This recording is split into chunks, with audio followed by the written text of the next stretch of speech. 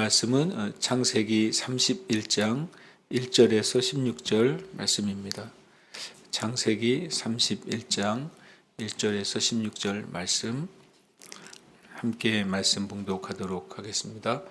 야곱이 라반의 아들들이 하는 말을 들은즉 야곱이 우리 아버지의 소유를 다 빼앗고 우리 아버지의 소유로 말미암아 이 모든 재물을 모았다 하는지라. 야곱이 라반의 안색을 본즉 자기에게 대하여 전과 같지 아니하더라. 여호와께서 야곱에게 이르시되 내 조상의 땅 내 족속에게로 돌아가라. 내가 너와 함께 있으리라 하신지라. 야곱이 사람을 보내어 라헬과 레아를 자기 양떼가 있는 들로 불러다가 그들에게 이르되 내가 그대들의 아버지의 안색을 본즉 내게 대하여 전과 같지 아니하도다. 그러할지라도 내 아버지의 하나님은 나와 함께 계셨느니라. 그대들도 알거니와 내가 힘을 다하여 그대들의 아버지를 섬겼거늘 그대들의 아버지가 나를 속여 품삯을 10번이나 변경하였느니라. 그러나 하나님이 그를 막으사 나를 해치지 못하게 하셨으며 그가 이르기를 점 있는 것이 내 싹시 되리라 하면 온 양떼가 낳은 것이 점 있는 것이요 또 얼룩무늬 있는 것이 내 싹시 되리라 하면 온 땅 양떼가 낳은 것이 얼룩무늬 있는 것이니 하나님이 이같이 그대들의 아버지의 가축을 빼앗아 내게 주셨느니라. 그 양떼가 새끼 뵐 때 내가 꿈에 눈을 들어 보니 양떼를 탄 순양은 다 얼룩무늬 있는 것과 점 있는 것과 아롱진 것이었더라. 꿈에 하나님의 사자가 내게 말씀하시기를 야곱아 하기로 내가 대답하기를 여기 있나이다 하매 이르시되 내 눈을 들어보라. 양떼를 탄 순양은 다 얼룩무늬 있는 것, 점 있는 것과 아롱진 것이니라. 라반이 내게 행한 모든 것을 내가 보았노라. 나는 베델의 하나님이라. 네가 거기서 기둥에 기름을 붓고 거기서 내게 서원하였으니 지금 일어나 이곳을 떠나서 내 출생지로 돌아가라 하셨느니라. 라헬과 레아가 그에게 대답하여 이르되 우리가 우리 아버지 집에서 무슨 분깃이나 유산이 있으리요? 아버지가 우리를 팔고 우리의 돈을 다 먹어버렸으니 아버지가 우리를 외국인처럼 여기시는 것이 아닌가? 하나님이 우리 아버지에게서 취하여 가신 재물은 우리와 우리 자식들의 것이니 이제 하나님이 당신에게 이르신 일을 다 준행하라. 아멘. 창세기 31장은 이제 야곱의 인생에 있어서 또 한 번 삶이 이제 터닝 포인트가 되는 장면이 됩니다. 그 전까지는 이제 주로 이제 팔레스틴에서 생활을 하다가 77살이 되어서 이제 베델 하나님을 만나고 또 바단 아람에서 이제 20년 정도를 이제 생활했습니다. 다시 이제 하나님께서 다시 가나안 땅 또 그 땅으로 부르시는 장면이고 그것을 통해서 이제 야곱의 인생이 다시 새로운 전환점을 이제 맞이하게 됩니다.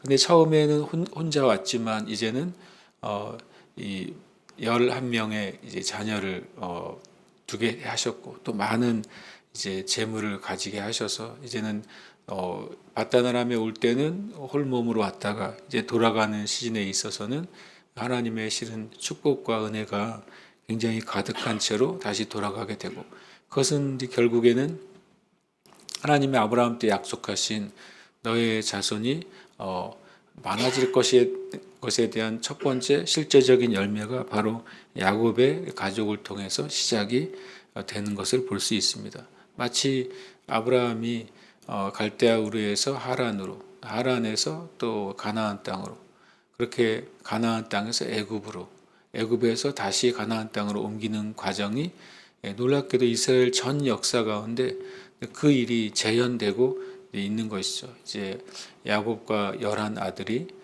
이제 바다나 하란 근처죠. 거기서부터 다시 이제 가나안으로 오는 길이 열립니다. 그리고 이후에 야곱의 인생의 후반전에는 다시 애굽으로 내려가게 되죠. 그래서 그것을 보면서 참 하나님의 그 놀라운 그 구원의 계획 또 역사를 향한 하나님의 뜻이 사람에 의해서가 아니라 하나님의 인도하심에 의해서 이어지고 성취되는 것을 보여주는 또 첫 번째 그림이 됩니다. 야곱이 라반의 아들들이 하는 말을 듣습니다. 그러면서 야곱이 우리 아버지의 소유를 다 빼앗고 우리 아버지의 소유로 말미암아 이 모든 재물을 모았다. 이 말은 이제 하나는 야곱에 대한 거짓말이기도 하고 또 하나는 또 사실이기도 합니다. 왜냐하면 야곱에 대한 거짓말은 야곱이 실은 재물을 빼앗지는 않았죠. 그리고 실은 야곱이 얻은 것은 한편으로는 정당한 실은 일한 것의 값이고 그 값에 더해서 하나님이 놀라운 초자연적인 방법으로 행하신 축복입니다. 그러니까 야곱이 일한 값과 하나님의 축복이 더해졌을 때 이 라반의 아들들이 보기에는 분명히 야곱은 공식적으로는 아버지 밑에서 일하고 있는 자인데 일하는 사위인데 이제 현실적으로는 라반의 재산보다 야곱의 재산이 훨씬 많아지는 상태가 되었고 라반의 아들들의 눈에 보기에는 자신들보다 훨씬 부유한 자가 되었으니까 눈으로 보기에는 이 야곱이 라반을 속여서 아버지를 속이고 아버지의 재물을 빼앗고 그리고 이 모든 재물을 모았구나라고 말하면서 어떤 면에서는 이 사이에 있는 말은 없지만 이거 우리가 다시 되찾아와야 되는 것이 아니냐 그런 고대 사회의 논리로서는 이제 가능한 논리가 되는 것이죠. 이것은 첫 번째 이제 야곱이 내가 떠나야 될 때를 분별하는 첫 번째 분별이었어요. 그것은 말을 들음으로써 사람들의 환경과 상황을 이해하게 된 것입니다. 이 오늘 말씀에 보면 야곱이 이 바단 아람의 삶을 정리하고 가나안으로 가야 되는 것에 대한 그 결정을 위한 여러 가지 분별이 있는데 첫 번째 분별은 바로 말에 대한 분별이죠. 그리고 두 번째로는 야곱이 라반의 안색을 본즉 이것은 이제 말 그대로 하면 안색을 분별합니다. 라반의 태도, 라반의 언행을 보니까 자기에게 대해 전과 같지 않은 것이죠. 왜 그랬을까요? 라반의 아들들이 라반에게 이제 부추겼던 것이죠. 이 아버지의 재산을 야곱이 다 가져가고 있다. 이러다가 우리는 빈 털터리가 되고 오히려 야곱이 우리의 모든 것을 다 빼앗아 가겠다. 이런 이제 라반의 아들들의 말은 당연히 라반에게 영향을 주었을 것입니다. 우리가 뒤에 나와 있는 것처럼 라반은 실제로 야곱에게 무엇인가를 주지 않기 위해서 엄청 노력했죠. 야곱의 말에 의하면 10번이나 계약 조건을 아주 일방적으로 바꿨던 것입니다. 그런데 또 이것은 사실이죠. 왜냐하면 그 뒤에 아내들의 증언에 의하면 마치 라반이 자신의 그 딸들을 마치 외국인처럼 여기고 수단처럼 여겼다는 것이 그 라반의 딸들 라헬과 레아의 증언이기 때문에 야곱의 말은 진실인 것이죠. 그래서 표면적으로는 야곱이 부하게 되고 그리고 라반의 아들들과 라반은 오히려 야곱에 비해서는 더 부하지 않게 되니까 이 두 가지 분별, 말의 분별 또 안색의 분별을 통해 이 야곱이 내가 이곳에서 이제 뭔가 변화가 필요하겠다는 분별을 합니다. 우리도 일반적으로 이런 두 가지 분별은 일상 가운데 참 필요한 것이죠.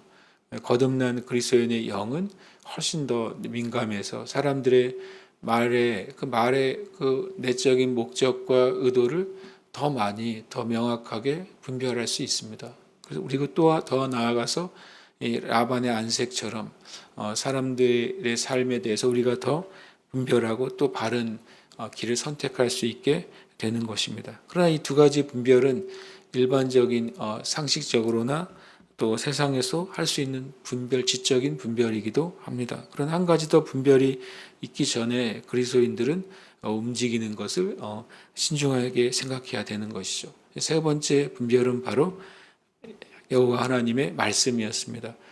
여호와께서 야곱에게 이르시되 내 조상의 땅 내 족속에게로 돌아가라 내가 너와 함께 있으리라 라고 말씀하십니다. 말씀의 분별이 있는 것이죠. 물론 내가 상황과 환경에 대해서 분별하고 어떤 때에 대해서 인식하고 깨닫습니다. 또 이 시대를 우리가 분별하잖아요. 이 시대가 어떤 환경과 상황들이 있는지 사건들이 있는 것을 통해 어떻게 우리가 행동해야 되겠구나라고 분별할 수 있습니다. 그러나 그리스도인에게 최종의 분별, 최종의 권위는 바로 하나님의 말씀에 있는 것입니다. 하나님의 말씀이 우리에게 임하기 전에 우리가 움직이는 것은 실은 그것이 옳다 할지라도 온전한 결과를 맺을 수가 없는 것이죠. 이것은 이 1절과 2절의 과정, 라반의 아들들의 불평, 그리고 또 기분 나빠하는 것들, 또 라반까지도 이제는 야곱을 반기지 않는 것들은 실은 20여 년에 걸쳐서 계속 점진적으로 증가한 것이죠. 더 나아가서 마지막 이 6년 동안은 더 특별하게 이 야곱에 대해서 굉장히 안 좋은 상황이 진행이 되온 것입니다. 그럼에도 불구하고 야곱이 곧장 그냥 기회를 봐서 떠난 것이 아니라 하나님의 뜻을 기다린 야곱을 우리가 봅니다. 실은 야곱은 실은 이스라엘이란 이름, 이스라엘이란 민족의 이름, 국가의 이름이 야곱으로부터 오지 않았습니까?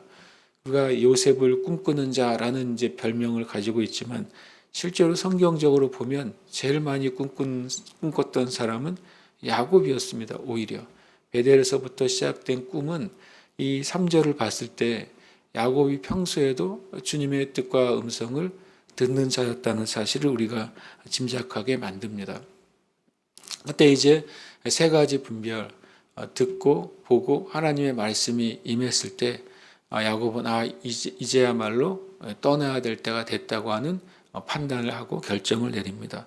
근데 야곱이 이제 혼자가 아니라 일가를 이루었기 때문에 야곱이 라헬과 레아와 마음을 합하는 과정을 갖습니다.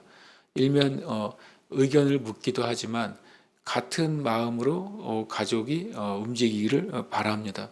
그러면서 라헬과 레아를 자기 양떼가 있는 들로 부릅니다.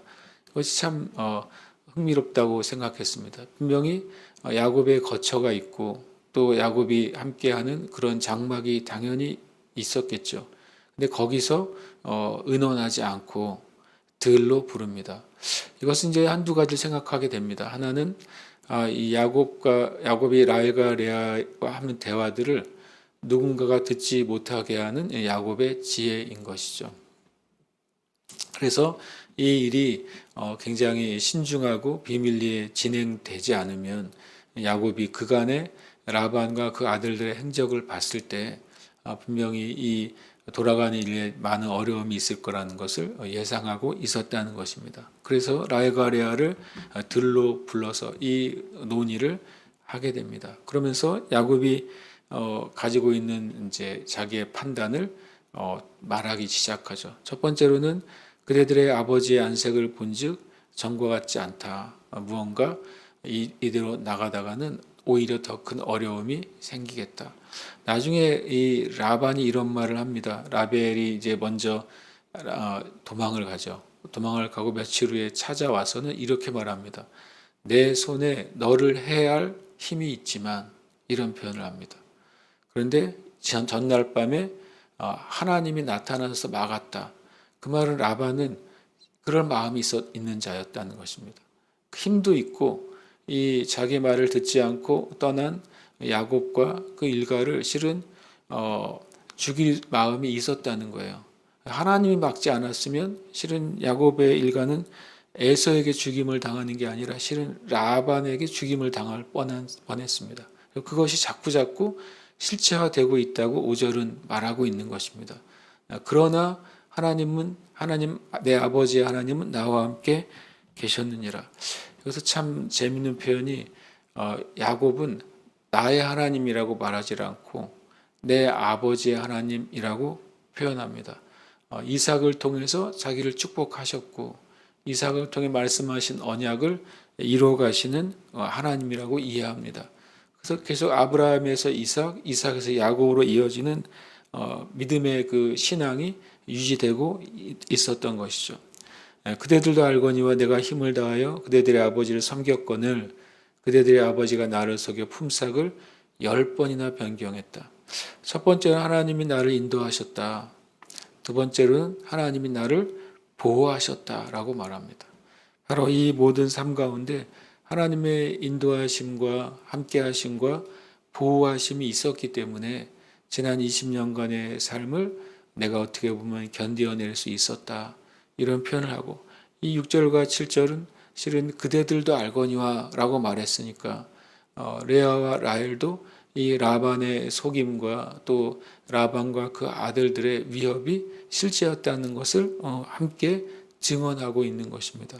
성경의 개념은 두세 사람의 증언이 있어야 그 일이 확정이 되는데 이 야곱의 주장은 이 두 사람 레아와 라헬의 증언으로 말미암아 사실이 되는 것입니다.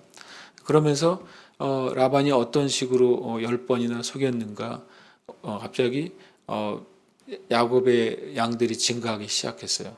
점 있는 거, 얼룩한 것, 그리고 그런 것들이 증가하니까 안 되겠다. 조건을 바꿔서 점 있는 것만 내 싹시 되라.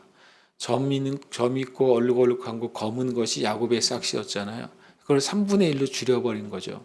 3분의 1로 줄이면서 특정 양만을 네가 가져라라고 또 조건을 하루아침에 바꾼 겁니다. 그랬더니 온 양떼가 낳은 것이 점 있는 것이 됩니다.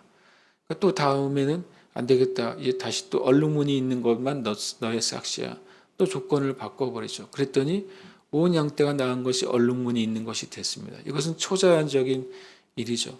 근데 어떻게 10번이나 변경할 수 있었을까? 어제 나눈 것처럼 보통 양들이 2번 새끼를 잉태한다 그랬습니다. 봄과 가을. 그러니까 6년이 지났잖아요. 첫 해를 보니까 갑자기 야곱의 양이 늘어난 거예요. 6년 중에.